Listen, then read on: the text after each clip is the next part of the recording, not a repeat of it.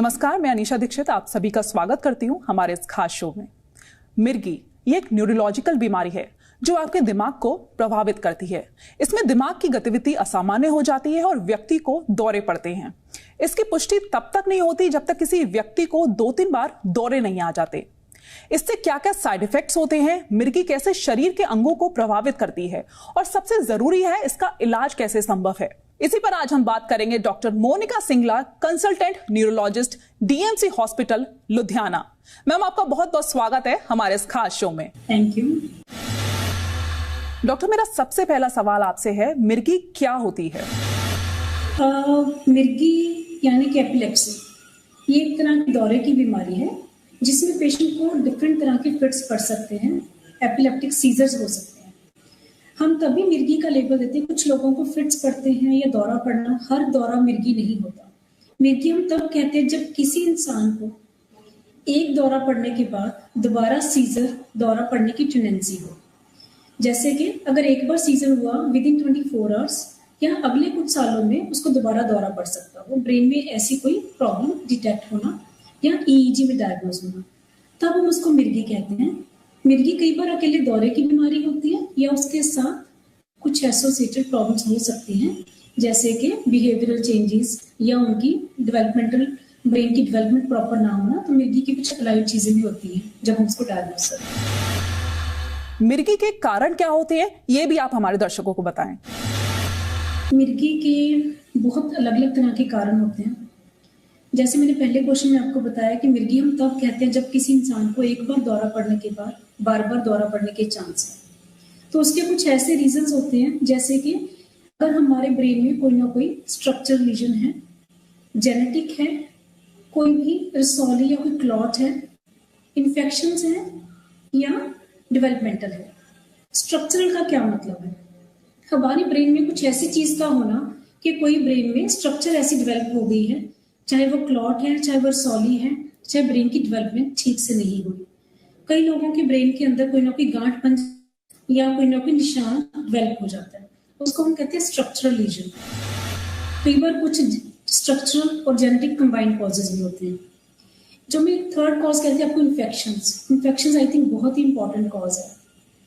India में बहुत common infection जैसे कि न्यूरोसिस्टिक सर्कोसिस, जिसको आम भाषा में लोग गोभी वाले कीड़े के नाम से जानते हैं। लोग कहते हैं गोभी के कीड़े से इन्फेक्शन होना। वो कीड़ा वर्म जो होता है वो ब्रेन में उसकी सिस्ट इन्फेस्ट हो जाती है, जिसकी वजह से पेशेंट्स को एपिलेप्सी या सीजर्स हो सकते हैं। ट्यूबरकुलोसिस की इन्फेक्शन एक अनदर रीजन होता है जो कि लॉन्ग टर्म में एपिलेप्सी कर सकता है। जैसे फंगल इन्फेक्शन, क्रिप्टोकोकल, HIV और कोई भी मेनिंगो एन्केफेलाइटिस, हर्पीस वायरस, तो बहुत सारे ऐसे इन्फेक्शन जो कि लॉन्ग टर्म में एपिलेप्सी कर सकते हैं। सिमिलरली एक पोस्ट ट्रॉमेटिक एपिलेप्सी होती है। जैसे रोड साइड एक्सीडेंट्स बहुत कॉमन है। कुछ लोगों में एक्सीडेंट के बाद अगर ब्रेन में कोई स्कार बन जाए तो पोस्ट ग्लायोटिक या पोस्ट ट्रॉमेटिक एपिलेप्सी डेवलप हो सकती है। उनको लॉन्ग टर्म दवाइयां खानी पड़ सकती हैं। सिमिलरली कोई ब्रेन ट्यूमर हो जाए, स्ट्रोक हो जाए, उसकी वजह से एपिलेप्सी हो सकती है। और कुछ ना कुछ कई बार एक्वायर्ड कॉजेज होते हैं, जैसे कोई ना कोई छोटी चोट लगना या कोई निशान पड़ जाना, या कई बार कोई ना कोई हमारे ऐसी इन्फेक्शन लग जाए जो कि लॉन्ग टर्म में एपिलेप्सी को जन्म दे सकती है। सो ये कुछ इंपॉर्टेंट कॉजेज होते हैं और कुछ बर्थ से ही कंजेनिटल कॉजेज होते हैं एपिलेप्सिस के। मिर्गी का डायग्नोसिस कैसे करते हैं? मिर्गी का डायग्नोसिस सबसे इंपॉर्टेंट हिस्ट्री है। जैसे मैंने बताया कि जो आपके जो सारे पेशेंट सिम्टम्स, अगर हम ये चीजें हमें वो बता पाते हैं तो काफी हद तक हम मिर्गी का डायग्नोसिस सिम्टम्स से करते हैं कि वो बॉडी को झटके इकट्ठे लगने शुरू हुए कि एक साइड से शुरू फोकल हो गई। अगर हमें अच्छी हिस्ट्री मिल जाए, हिस्ट्री कभी भी पेशेंट यूजली खुद नहीं बता पाता। बहुत कम फिट्स होंगे जिसमें पेशेंट को पता लगेगा। उनके साथ जो है बाई स्टैंडर्ड, उनके फैमिली मेंबर जिन्होंने वो फिट पड़ते हुए देखा, उस हिस्ट्री से हमें बहुत हेल्प मिलती है। उसके बाद हमें कुछ इन्वेस्टिगेशंस का प्लान करना होता है depending on the type of seizure. दो मेन इन्वेस्टिगेशन जो मिर्गी को डायग्नोज करने के लिए होती है वो होती है EEG, इलेक्ट्रोएन्सेफलोग्राफी, और दूसरी होती है ब्रेन इमेजिंग, जिसमें CT स्कैन या MRI। हम EEG यूजली पहले हम रूटीन EEG करके देखते हैं, जिसमें 1 घंटे हम पेशेंट को थोड़ा सा जगा के थोड़ा सुला के देखते हैं। अगर हम उसमें एपिलेप्सी को, सीजर को डायग्नोज कर पाते हैं तो ठीक है, नहीं तो कभी हम लॉन्ग टर्म EEG भी करते हैं, जिसमें पेशेंट की हम 24 to 5 डेज के लिए हम एडमिट करके उनको लॉन्ग टर्म टेलीमेट्री यूनिट में रखते हैं, वीडियो रिकॉर्डिंग करते हैं, साथ साथ पैरेलल EEG चलती है। दूसरा डायग्नोसिस का तरीका होता है उनका ब्रेन का स्कैन करना। अगर तो कोई एक्सीडेंट केस है, स्ट्रोक केस है, तो usually CT scan helps. But अगर कोई लॉन्ग टर्म एपिलेप्सी है तो उसमें MRI brain, specially epilepsy protocol MRIs होते हैं, वो हम करते हैं, जो कि ब्रेन की एब्नॉर्मल स्ट्रक्चर्स और जिस हिस्सों में प्रॉब्लम है उसको डायग्नोस करने में हेल्प करती है। तो ये 2 मेन इन्वेस्टिगेशंस हैं। बाकी से एडवांस बहुत सारे पेट स्कैन है, स्पेक्ट स्कैन है, जो कि अगर लॉन्ग आपको आइडेंटिफाई करनी है कोई लीजन, उसके लिए। डॉक्टर, क्या मिर्गी का उपचार उपलब्ध है? हाँ जी, मिर्गी का उपचार बहुत अच्छा उपलब्ध है। मेन ट्रीटमेंट मिर्गी का डायग्नोसिस करने के ऊपर डिपेंड करता है कि आपकी टाइप ऑफ एपिलेप्सी क्या है। ज़्यादातर एपिलेप्सीज का ट्रीटमेंट दवाइयों से ही उपलब्ध है। तो अगर हम दवाइयों की बात करें, पहले दवाइयाँ मिर्गी की आई थिंक पिछले 50-60 साल से बहुत अच्छे से अवेलेबल हैं। पहले टाइम में हमारे पास कुछ गिनी चुनी दवाइयाँ थी जो सारी तरह की एपिलेप्सीज में दी जाती थी, पर आजकल बहुत एडवांसमेंट हो गई है एपिलेप्सी के ट्रीटमेंट में। बहुत सारी ऐसी नई मेडिसिन आ गई हैं जो कि बहुत बेनिफिशियल हैं, जिनके साइड इफेक्ट्स बहुत कम हैं, ड्रग इंटरेक्शंस बहुत कम हैं। तो आजकल हमें एपिलेप्सी की मेडिसिन देखते हुए ये भी नहीं सोचना पड़ता कि पेशेंट को फैमिली प्लान करने में प्रॉब्लम आएगी, मैरिड लाइफ में कोई दिक्कत आएगी या काम में दिक्कत आएगी। तो ऐसी काफ़ी अच्छी दवाइयाँ उपलब्ध हैं। ज़्यादातर एपिलेप्सीज हमारी मेडिसिन से ठीक हो जाती हैं, ज़्यादातर एक मेडिसिन से, या कुछ लोगों को 2 या 3 तरह की एंटी एपिलेप्टिक ड्रग्स पे जाना पड़ता है।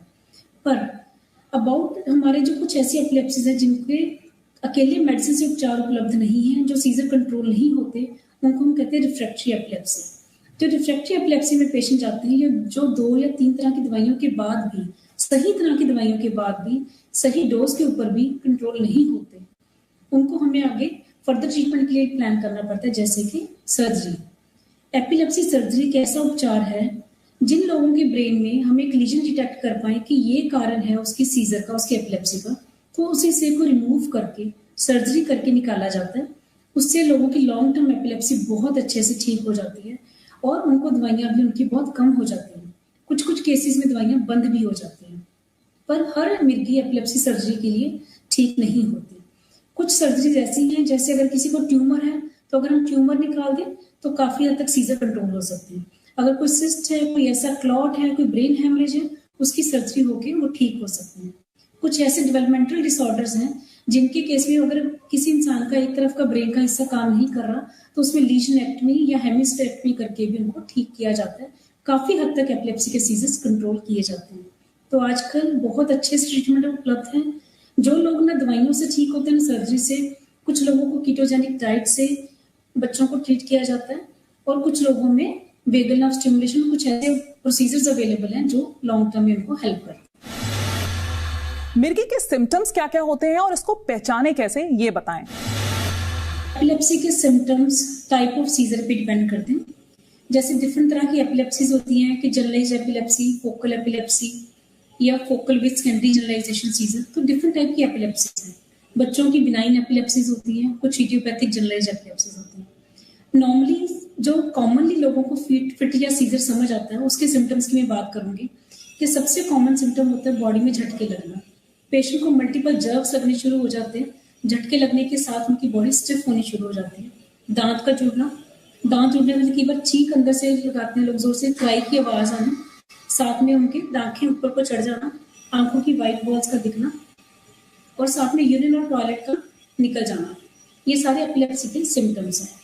और जैसे ही ये फिट के पूरे झटके और स्टिफनेस का सिम्टम 1 मिनट तक चलता है, उसके बाद पेशेंट कंफ्यूजन वाली स्टेट में चला जाता है। थोड़ी देर के लिए they can be little disoriented, confused, और कभी कभी अग्रेसिव भी हो सकते हैं, जिसको हम पोस्ट टिपिकल कंफ्यूजन या साइकोसिस बोलते हैं। ये मैं आपको मेन तरह की एपिलेप्टिक फिट की बात कर रही हूँ, जिसको हम जनरलाइज सीजर कहते हैं। बट कुछ दौरे ऐसे हैं जिसको लोगों को समझ ही नहीं आती कि फिट है।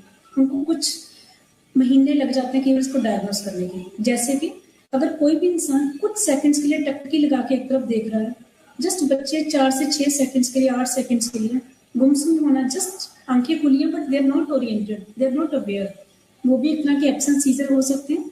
कुछ हमारे सीजर होते हैं फोकल विद इम्पेयर्ड अवेयरनेस, जैसे कि पेशेंट को लगता है कि मुझे कुछ पेड़ से ऊपर को जा रहा है, और वो अपनी पलकों को एक तरफ ठहराव कर लेते हैं, खड़े कर लेते हैं, और साथ में कई बार मुंह को ऐसे ही हिलाना या हाथों को मलना। ये भी एक तरह के छोटे दौरे हो सकते हैं। और कुछ फिट्स में लोग सडनली गिर जाते हैं, उनको ड्रॉप अटैक से जर्क्स कहते हैं, और यहाँ अचानक ऐसे झटके लगना। तो ये डिफरेंट तरह के सिम्टम्स हैं जिससे हम एपिलेप्सी को पहचान सकते हैं। डॉक्टर, एपिलेप्सी से जुड़ी हुई लोगों के बीच क्या कॉमन मिसअंडरस्टैंडिंग होती है, इसके बारे में जानकारी दें। आई थिंक एपिलेप्सी एक ऐसी बीमारी है जिसको लोग ट्रीटेबल कॉज समझने की बजाय बहुत सारी वहम और बहुत सारे अपने वहमों से के साथ जोड़ना शुरू कर देते हैं। बहुत सारी मिथ्स इसके साथ जुड़ी हुई है। कई लोगों को लगता है कि एपिलेप्सी का दौरा पड़ना मतलब, कई गाँव में कहते हैं जैसे कि माता आ गई है अंदर, या कोई ना कोई ऐसी कसर हो गई है, कोई ना कोई उसके अंदर कोई और आत्मा आ गई है, तो इस टाइप से लोग इससे जोड़ते हैं। एक तो उससे लोगों को बहुत सारा उसका ट्रीटमेंट कराने की बजाय लोग बहुत सारे झाड़ फूंक और बहुत सारे बाबा के पास लेके जाना, बहुत सारे ऐसे उपाय करने में लग जाते हैं, तो जो कि बिल्कुल गलत है। एपिलेप्सी एक ऐसी बीमारी है जो कि बाकी ब्रेन की प्रॉब्लम्स की तरह ही इलाज वाली बीमारी है। बिल्कुल इसमें कोई ऐसी ऊपरी कसर, कोई आत्मा, कोई ऐसा कोई वास नहीं होता। ये एक इलाज वाली बीमारी है जो कि ब्रेन की कुछ सेल्स के करंट के फ्लो की वजह से पेशेंट को सीजर पड़ने शुरू हो जाते हैं। कुछ मिथ्स ऐसी होती है, लोगों को लगता है कि जब भी किसी को दौरा पड़ता है उसको चप्पल सूंघानी शुरू कर देते हैं। ये बिल्कुल गलत है। चप्पल सूंघाना, कोई चीज का सूंघाना, ये कोई इस चीज में कोई भी साइंटिफिक बेसिस नहीं है। जब भी सीजर होता है पेशेंट को एकदम साफ सुथरा एनवायरनमेंट देकर उसको ट्रीटमेंट करने की कोशिश करनी चाहिए, ऐसा कुछ नहीं करना। कुछ लोगों को लगता है कि अगर दौरा पड़ गया तो उसके मुंह में पानी डाल दो साथ के साथ तो वो ठीक हो जाएगा, जो कि बिल्कुल गलत है। जब भी किसी को फिट पड़ रहा है, दौरा पड़ रहा है, एपिलेप्टिक फिट है, तो उसमें ऐसा कुछ भी करना गलत बात होती है। लोगों की एक धारणा और है कि ये इंसान जिसको फिट्स पड़ गई वो एक नॉर्मल जिंदगी नहीं जी सकता। ऐसा बिल्कुल नहीं है। जिस इंसान को सीजर पड़ता है वो आम लोगों की तरह अपनी जिंदगी जी सकता है, सिर्फ उनको अपनी दवाइयों का ध्यान रखना होता है, उनको रेगुलर मेडिकेशन खानी है। Another myth which is associated with epilepsy is कि लोगों को लगता है कि जिस लड़के या लड़की को मिर्गी का दौरा पड़ गया उनकी शादी नहीं हो सकती, वो एक नॉर्मल मैरिड लाइफ नहीं जी सकते। ये बिल्कुल गलत है। वो अपनी नॉर्मल मैरिड लाइफ को जी सकते हैं, वो अपनी फैमिली प्लान कर सकते हैं, बच्चे कर सकते हैं, सब कुछ कर सकते हैं। लोगों को एपिलेप्सी के साथ लगता है कि ये इंसान नौकरी नहीं कर सकता, उसका मेंटल लेवल नॉर्मल नहीं है। ऐसा बिल्कुल सोचना गलत है। कुछ एपिलेप्सिस को छोड़ के जिसमें डेवलपमेंटल प्रॉब्लम है या मेंटल डेवलपमेंट नहीं हो पाई या कॉग्निटिव डिक्लाइन हो गया, उनको छोड़ के बाकी एपिलेप्सिस में लोगों का मेंटल लेवल बिल्कुल नॉर्मल होता है। वो अपनी दवाई के साथ अपना हर तरह का काम कर सकते हैं। तो ऐसी धारणाओं को हमें छोड़ के हमें एपिलेप्सी को समझ उसका ट्रीटमेंट करवाने की बहुत ज्यादा जरूरत है, रादर देन गलत फहमियों को फैलाने की बजाय। मिर्गी के मरीज की किस तरह से देखभाल करनी चाहिए, इस पर आप क्या सलाह देना चाहेंगे? आई थिंक अनीशा, आपने बहुत अच्छा क्वेश्चन पूछा। किसी भी पेशेंट, स्पेशली मिर्गी के पेशेंट, उनको थोड़ा ज्यादा देखभाल की जरूरत होती है, in the sense specially to handle with care, compassion and love. I think ये सबसे इम्पोर्टेंट है कि पहले उनको इस चीज से उनको समझाना, उनको काउंसिल करना कि एक कोई ऐसी बीमारी नहीं है जो इलाज वाली नहीं है, या उनकी लाइफ में कुछ बहुत गलत चीज हो गई है। उनको ये समझाना कि ये ट्रीटमेंट से ठीक की जा सकती है, सबसे इम्पोर्टेंट ये काउंसलिंग करनी। और उसके बाद अगर पेशेंट को हम ठीक से दवाइयाँ दें तो उनकी एपिलेप्सी को ट्रीट किया जा सकता है। तो ऐसे पेशेंट में सबसे इम्पोर्टेंट है टाइमिंग, दवाई को टाइम पे देना, सही डोज देना, सही टाइम पे देना, सुबह और शाम को एक टाइम फिक्स रखना ताकि उनको ठीक से दवाई दी जाए। दूसरी चीज पेशेंट को समझाना कि उनको सोना कितना जरूरी है। बहुत सारी एपिलेप्सीज हैं, बहुत सारे सीजर्स हैं जो कम सोने की वजह से एग्रेवेट हो जाते हैं, तो उनका सोना बहुत जरूरी है। टाइम पे सोना, टाइम पे उठना, ताकि वो अच्छे से अपनी 8 से 9 घंटे की नींद पूरी करें। उनका माइंड रिलैक्स रहेगा, सीजर होने के चांसेस कम हो जाएंगे और दवाई का असर बहुत अच्छा है। और उनको कुछ ऐसी एक्टिविटीज के लिए अवॉइड करना जिसमें पेशेंट को अगर दवाई कम खा रही है, उनके सीजर कंट्रोल्ड नहीं है, तो उनको कुछ एक्टिविटीज को अवॉइड करवाना चाहिए, जैसे कि स्विमिंग या बहुत हाइट्स पे जाना या ड्राइविंग करना या अकेले जाना। हम लोगों को यही सलाह देते हैं कि अगर वो सब कुछ कंट्रोल्ड है, रेगुलर मेडिसिन खा रहे हैं, तब भी उनको स्विमिंग या हाइट्स पे जाना किसी के सुपरविजन में करना चाहिए। If they want to drive with controlled epilepsy या कंट्रोल सीजर्स के साथ, तो ड्राइविंग उनको बहुत स्लो करनी चाहिए, हेलमेट पहन के करनी चाहिए अगर वो 2 व्हीलर ड्राइव कर रहे हैं, और स्पीड शुड बी कंट्रोल्ड। अगर गाड़ी 4 व्हीलर वो ड्राइव कर रहे हैं, कार ड्राइव कर रहे हैं, तो उनको बहुत ही कंट्रोल स्पीड पे चलना चाहिए। तो ऐसी काउंसलिंग फैमिली मेंबर्स को पेशेंट की हमेशा करते रहनी पड़ती है और उनको बहुत ही प्यार से और ध्यान से हैंडल करना पड़ता है। अगर सीजर पड़ जाता है पेशेंट को घर पे, उस टाइम पे उनकी हैंडलिंग और केयर बहुत इंपॉर्टेंट है कि पेशेंट को उनको हमेशा एक कंफर्टेबल जगह पे लिटा देना चाहिए, आसपास की चीजों को हटा दो ताकि पेशेंट की चोट ना लगे। जैसे ही पेशेंट को बॉडी स्टिफ है उनको बिल्कुल ठीक करना, जैसे बॉडी ढीली पड़ जाती है कुछ सेकंड्स के बाद उनकी बॉडी को टिल्ट करके ताकि उनके मुंह का सलाइवा बाहर निकल जाए। जैसे ही पेशेंट का जब तक पूरा होश नहीं आ जाता मुंह में कुछ नहीं डालना चाहिए, कोई पानी, कोई खाने की चीज, कोई दवाई उस टाइम पे नहीं डालनी जब तक पेशेंट पूरे कॉन्शियस नहीं हो जाते। कभी भी दौरे को रोकने की कोशिश नहीं करनी चाहिए। जब बॉडी स्टिफ है, झटके मार रही है, जब लोग पकड़ लेते हैं, काफी बार उनका शोल्डर डिसलोकेशन हो जाता है या बोन फ्रैक्चर हो सकती है। तो ड्यूरिंग सीजर ये चीजों का ध्यान रखना बहुत जरूरी है। डॉक्टर, क्या टेंशन और स्ट्रेस में एपिलेप्सी हो सकती है? टेंशन और स्ट्रेस अकेला मैं कहूँ कि एपिलेप्सी कर सकता है, ये बहुत कम चांसेस है। पर टेंशन और स्ट्रेस जिस इंसान को एपिलेप्सी है उसका सीजर को ट्रिगर कर सकते हैं। अगर आपका माइंड बहुत स्ट्रेस में है, आप बहुत परेशान हो, एंजाइटी बहुत ज्यादा, तो नींद अच्छी नहीं आती, माइंड ओवर एक्टिव हो जाता है। हमेशा ओवर एक्टिव माइंड सीजर को ट्रिगर करता है। तो अगर मैं कहूँ कि अकेला स्ट्रेस एपिलेप्सी करता है, ऐसा नहीं है। स्ट्रेस यूजली सीजर को ट्रिगर कर सकता है। कुछ लोगों को स्ट्रेस से, मेंटल स्ट्रेस से नॉन एपिलेप्टिक सीजर हो जाते हैं, जैसे मिर्गी के जैसे सीजर होते हैं, पर वो प्योरली मिर्गी नहीं होती, क्योंकि उनका माइंड प्रेशर में है, तो मिर्गी की तरह उनको डिफरेंट तरह के अटैक्स होने शुरू हो जाते हैं। बट यस, स्ट्रेस कभी कभी एपिलेप्सी को या सीजर को ट्रिगर कर सकता है, बिकॉज हमारा माइंड बहुत एंजाइटी में रहता है। तो उसको हमें हमेशा अवॉइड करना चाहिए और उनको हमेशा माइंड को रिलैक्स करने के लिए योगा मेडिटेशन करने की सलाह देनी चाहिए। क्या एपिलेप्सी के लिए जिंदगी भर दवाइयां या इलाज लेना पड़ता है? ऐसा नहीं है जिंदगी भर। अगर हम कारणों की बात करें, सबसे इंपॉर्टेंट, जैसे मैंने शुरू में बोला था, एपिलेप्सी के रीजंस को समझना। अगर हमारा कारण क्लियर है कि हमारी एपिलेप्सी का कारण क्या है, उसके अकॉर्डिंग ही उसका ट्रीटमेंट होता है। टाइप ऑफ एपिलेप्सी हमारी डिसाइड करते हैं कि कितनी देर पेशेंट का ट्रीटमेंट चलेगा। कुछ एपिलेप्सी जैसे जनरलाइज्ड एपिलेप्सीज हैं, उसमें कई बार पेशेंट को 4 से 5 साल दवाई खानी पड़ती है। हम अगर पेशेंट बिल्कुल ठीक है तो एक बार दवाई कम करके मेडिसिन को बंद करने का ट्रायल जरूर देते हैं। इफ पेशेंट रिमेन्स फाइन तो दवाई को बंद रखते हैं, पर उनको काउंसिल करना पड़ता है कि they may have to take long term medication, और कई लोगों को लाइफ लॉन्ग मेडिसिन खानी पड़ती है। पर कुछ कारण ऐसे हैं जैसे कि ट्रांजिएंट कारण, जैसे कोई इन्फेक्शन है, कोई सिस्ट है, कोई टीबी, सिस्टिसर्कोसिस, जब तक वो ब्रेन में इन्फेक्शन है तब तक जरूरत है। अगर वो इन्फेक्शन हमारी ट्रीट हो गई है, निशान ब्रेन से रिमूव हो चुका है, तो medicine can be stopped. According to reason हमें दवाई देनी पड़ती है। पर अगर स्ट्रोक के बाद एपिलेप्सी हुई है तो ज्यादातर लाइफ लॉन्ग लेनी पड़ेगी। स्ट्रोक का स्कार, ट्रॉमा का स्कार हमेशा ब्रेन में रहता है। तो कारण के ऊपर डिपेंड करता है कि हम किस वजह से दवाई खा रहे हैं।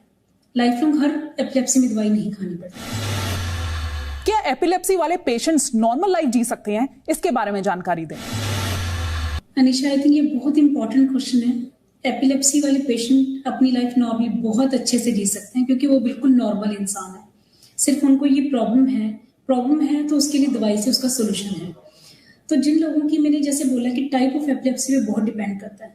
ज्यादातर एपिलेप्सीज बहुत अच्छे से कंट्रोल हो जाती हैं।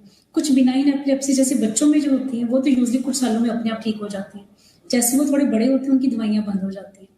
जो बड़ों में एपिलेप्सीज है, ये जनरलाइज्ड एपिलेप्सीज हैं, उसकी अगर हम रेगुलर दवाई खाएं, अपना डिसिप्लिन रूटीन फॉलो करें। रूटीन बहुत इंपॉर्टेंट है, लाइफस्टाइल बहुत इंपॉर्टेंट है। टाइम पे सोना, टाइम पे उठना, अच्छे से 8 से 9 घंटे की नींद पूरी करनी, दवाई को टाइम टू टाइम खाना। They can lead a very very normal life like other people. बहुत सारे पेशेंट्स का आई थिंक लोगों को पता भी नहीं होता कि they are patients if they are taking a regular medication. उनको अपना सारी पढ़ाई, स्कूलिंग, एजुकेशन बहुत अच्छे तरीके से कर सकते हैं। They can top in their classes, बहुत अच्छी जॉब्स मिलती हैं, बहुत अच्छा काम कर सकते हैं, टाइम पे शादी कर सकते हैं, बच्चे हो सकते हैं और बच्चों की केयर कर सकते हैं। तो ये बहुत चीजें बहुत इंपॉर्टेंट हैं, प्रोवाइडेड फैमिली की सपोर्ट हो और सोशल सपोर्ट हो। हमें कभी भी ऐसे लोगों को ये नहीं देखना चाहिए कि हाँ इसको सीजर है, इसको मिर्गी है, ऐसा कुछ नहीं है। They can lead a very normal life with all the precautions. जैसे मैंने कुछ एक्टिविटीज बताई थी शुरू में कि स्विमिंग करना, ड्राइविंग करना, अगर उसमें केयरफुल रहें, अंडर सुपरविजन करें, वो सब कुछ कर सकते हैं। इसको स्टिग्मा बना के नहीं चलना चाहिए। We should not misbehave with this people कि हाँ इस बंदे को एपिलेप्सी है, मिर्गी है तो ये नॉर्मल नहीं है, छुआछूत की बीमारी, ऐसा कुछ नहीं है। ये कोई छुआछूत की बीमारी नहीं है। हाथ लगाने से, इकट्ठे खाने से कुछ नहीं फैलती। ये एक नॉर्मल इंसान है, हमारा दोस्त है, हमारा फैमिली मेंबर है। हमें सिर्फ केयर करने की जरूरत है, स्ट्रॉन्ग रखने की जरूरत है और बड़ी सपोर्टिव रखना चाहिए ऐसे पेशेंट को। They can lead a very very normal life, very healthy life, हम सब लोगों की तरह। तो उनको बड़ा पॉजिटिव एटीट्यूड से अगर रखें तो they can live a very normal life. मेरा आखिरी सवाल डॉक्टर आपसे, इस एपिलेप्सी डे पर आप हमारे दर्शकों को क्या मैसेज देना चाहते हैं?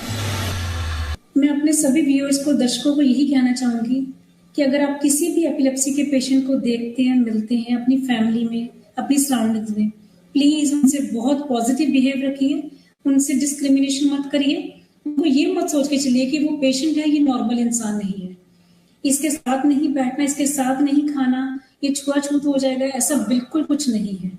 उनको पॉजिटिविटी दीजिए, स्टिग्मा से बाहर निकलिए, जो कि हमारे इस साल का कैंपेन है कि स्टिग्मा रिलेटेड विद एपिलेप्सी। लोगों को इस चीज से बाहर निकलना चाहिए कि ये कोई गलत बीमारी है, उनको सिर्फ पॉजिटिव रखना है, उनको ये मोटिवेट करना है कि आप टाइम पे दवाई खाइए, अपनी नॉर्मल लाइफ जिए। तो एपिलेप्सी से डरिए मत, एपिलेप्सी वाले पेशेंट से मत डरिए, उनको सपोर्ट कीजिए, आपके प्यार की जरूरत है, हमें उनको बहुत अच्छे से हैंडल करने की जरूरत है। Thank you very much. Doctor, आपका इन अहम जानकारियों के लिए बहुत बहुत धन्यवाद। मिर्गी के प्रति कई अहम जानकारियां आपने हमारे दर्शकों को दी। उम्मीद है हमारे दर्शकों को इन जानकारियों से फायदा होगा और मिर्गी का सही समय पर सही इलाज हो पाएगा। अभी के लिए फिलहाल इतना ही। धन्यवाद।